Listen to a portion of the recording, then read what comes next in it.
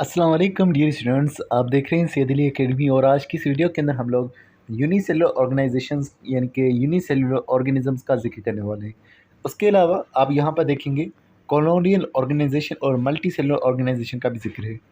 तो हमें तो वैसे मालूम है कि यूनिसेलुलर से मुराद एक सेल वाले जानदार होते हैं और मल्टी सेलुलर से मुराद ज़्यादा सेल वाले जानदार होते हैं। लेकिन यहाँ पर बीच में कॉलोनियल ऑर्गेनाइजेशन का भी जिक्र है। कॉलोनियल का मतलब है होते हैं वो एक सेल वाले, लेकिन साथ में जुड़ कर रखते हैं। उनका कोई भी मेंबर, कोई भी एक सेल वाला जानवर अलग अलग नहीं रहता। तो क्योंकि साथ में रहते हैं कॉलोनी बनाकर, तो उन्हें कॉलोनियल ऑर्गेनाइजेशन कहा जाएगा, जबकि वो हिस्सा यूनिसेलुलर ऑर्गेनाइजेशन का ही होती है। तो सबसे पहले यूनिसेलुलर ऑर्गेनाइजेशन और इसकी एग्जाम्पल को भी हम लोग देखते हैं। तो लिखा हुआ है कि यूनिसेलुलर ऑर्गेनाइजेशन के अंदर सिर्फ सिंगल सेल वाले ऑर्गेनिज्म होंगे, जिनके पास सिर्फ सिंगल सेल मौजूद होगा, और वो सारी ज़िंदगी के जो काम होंगे वो उसी सेल के अंदर हो रहे होंगे।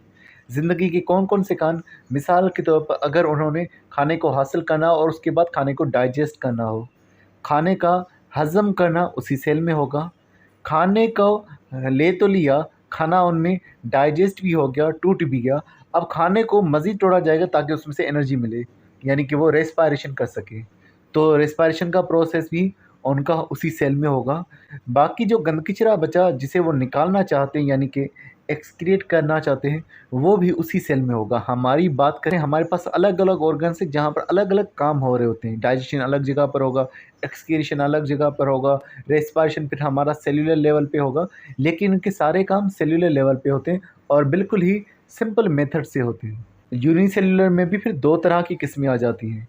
एक वो जो कि मुकम्मल सेल वाले हैं, जिनके सेल में तमाम चीज़ें मौजूद है। एक वो जिनके सेल इनकम्प्लीट है, छोटे साइज़ के हैं, न्यूक्लियस भी पूरा ठीक से नहीं बना हुआ, तो उन्हें प्रोकैरियोटिक कहा जाता है। बैक्टीरिया इसी प्रोकैरियोटिक में आता है।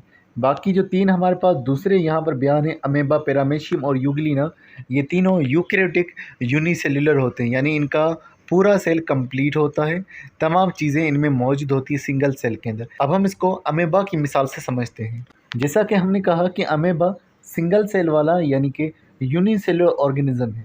अब अमेबा क्योंकि एक सेल वाला है, तो कहाँ पर पाया जाएगा? ये पानी में अक्सर मौजूद होता है। अमेबा एक्वाटिक होता है, यानी पानी में पाया जाता है। कौन कौन से पानी में पाया जाता है? तो लिखा हुआ है कि ये मड ऑफ शेलो पॉन्ड में मिलता है। पॉन्ड का मतलब तालाब होता है, शेलो का मतलब होता है जो कम गहरा तालाब हो, और कम गहरे तालाब की मिट्टी के अंदर ये मौजूद हो सकता है।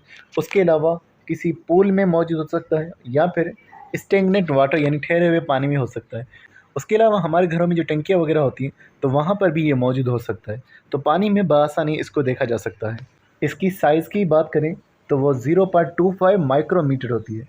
माइक्रोमीटर एक बहुत ही छोटा यूनिट होता है, जिसकी पावर 10⁻⁻⁶ होती है। यानी कि ये एक माइक्रोस्कोपिक ऑर्गेनिज्म है जिसको माइक्रोस्कोप के बगैर देखा नहीं जा सकता। इसकी शक्ल के बारे में बात करें तो इसकी शक्ल के हवाले से लिखा हुआ है कि इसकी इरेगुलर शेप होती है। इरेगुलर शेप का मतलब है कि ये शक्ल अपनी चेंज कर सकता है। इसका सेल कोई सर्कुलर फिक्स शेप में मौजूद नहीं होता, जैसे हमारे सेल आमतौर पर कुछ इस तरह से गोल दायरे में मौजूद सेल्स होते हैं सर्कुलर। तो इस तरह की इसकी शेप नहीं होती, बदलती रहती है शेप। और उसके अलावा मज़ीद लिखा हुआ है कि इसके ऊपर सेल मेम्ब्रेन मौजूद होती है, और सेल मेम्ब्रेन के ज़रिए से मॉलिक्यूल्स की मूवमेंट होती है, यानी सेल मेम्ब्रेन के ज़रिए से मॉलिक्यूल अंदर जाएंगे, और सेल मेम्ब्रेन इसके साइटोप्लाज्म को, यानी इसके अंदर मौजूद पानी को भी बचा रही होती है। अब अगर हम बात करेंगे इसके अंदर मौजूद पानी के बारे में, जिसको साइटोप्लाज्म कहा हुआ है, तो यहाँ लिखा हुआ है कि साइटोप्लाज्म के दो हिस्से होते हैं, एक को एंडोप्लाज्म और दूसरे को एक्टोप्लाज्म कहा हुआ है। अगर आप इसे और जूम करके देखेंगे क्लियरली, तो आपको यहाँ पर नज़र आएगा कि जो क्लियर पार्ट है वो है एक्टोप्लाज्म। एक्टो माना बाहर वाला, और प्लाज्म मतलब कि फ्लूइड। और जो अंदर का पार्ट है जिसके अंदर कई सारे ऑर्गेनेल हैं और हल्का सा डार्क कलर का नज़र आ रहा है, उसका नाम है एंडोप्लाज्म। तो इसका आउटर पार्ट ट्रांसपेरेंट होगा, क्लियर होगा, उसे हम एक्टोप्लाज्म कहेंगे। इनर पार्ट जो होगा वो एंडोप्लाज्म कहलवाएगा। इस एंडोप्लाज्म में न्यूक्लियस भी होगा, फूड वैक्यूल भी होंगे, फूड वैक्यूल में ये अपना खाना डाइजेस्ट करेंगे, माइटोकॉन्ड्रिया भी मौजूद होगा। अब अमेबा मूव किस तरह से करता है? अमेबा अपनी सेल मेम्ब्रेन को आगे की तरफ भेजेगा, अपने साइटोप्लाज्म को आगे भेजेगा, सेल मेम्ब्रेन की आगे होगी। मिसाल के तौर पर इस वक्त अमेबा ने अपनी सेल मेम्ब्रेन को इस डायरेक्शन में किया हुआ है, लेकिन मिसाल के तौर पर अगर इसको खाना यहाँ पर नज़र आता है, तो ये खाने की तलाश में अपने आप को आगे की तरफ करेगा, पीछे वाला हिस्सा इसका कम हो जाएगा। तो ये अपने साइटोप्लाज्म को आगे भेजेगा और ये खुद आगे हो जाएगा, इस वजह से पीछे से शॉर्ट हो जाएगा और आगे खाने की तरफ चला जाएगा।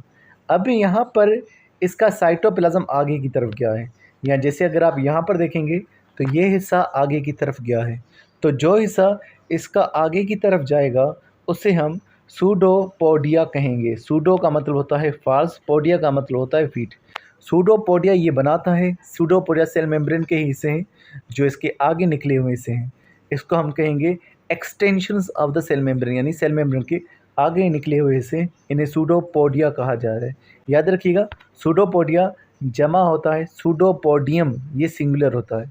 तो ये सूडोपोडियम बनाता है जहाँ पर इसको खाने की तलाश होती है।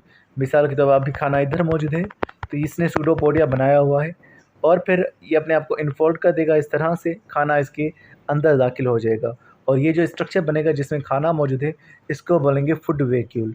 तो डाइजेशन इसकी फूड वैक्यूल के अंदर होती है। डाइजेशन फूड वैक्यूल में करेगा, सारा जो चीज़ होगी वो डाइजेस्ट हो जाएगी। तो इसका सारा काम इसके सेल के अंदर ही हो रहा होता है, इसको ज़्यादा कॉम्प्लिकेशंस वगैरह मौजूद नहीं होती। तो डियर स्टूडेंट्स, तो आज की वीडियो में बस इतना था। नेक्स्ट वीडियो के अंदर इंशाल्लाह कॉलोनियल ऑर्गेनाइजेशन का जिक्र करेंगे। तो मिलते हैं नेक्स्ट वीडियो में, तब तक बहुत सारा ख्याल रखिएगा। अस्सलाम वालेकुम।